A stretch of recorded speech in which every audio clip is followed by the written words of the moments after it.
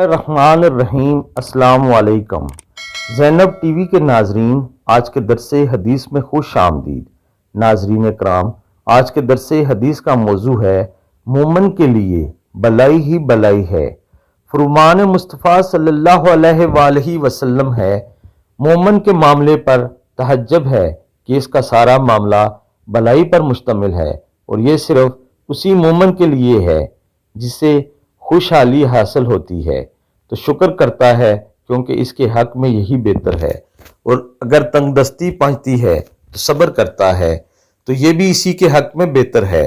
سبحان اللہ۔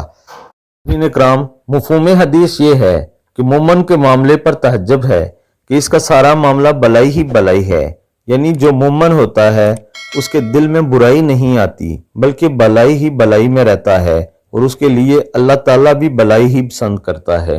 اگر اس کو کوئی تنگ دستی ملتی ہے، کوئی تکلیف ہوتی ہے یا کسی پریشانی میں مبتلا ہوتا ہے تو تب بھی اللہ تعالیٰ کا شکر ادا کرتا ہے، اور اگر اس سے خوشی ملے تب بھی وہ اللہ تعالیٰ کا شکر ادا کرتا ہے کہ یہ میرے اللہ کی طرف سے ہی ہے، اور یہی اس کے لیے سب سے بہتر ہے۔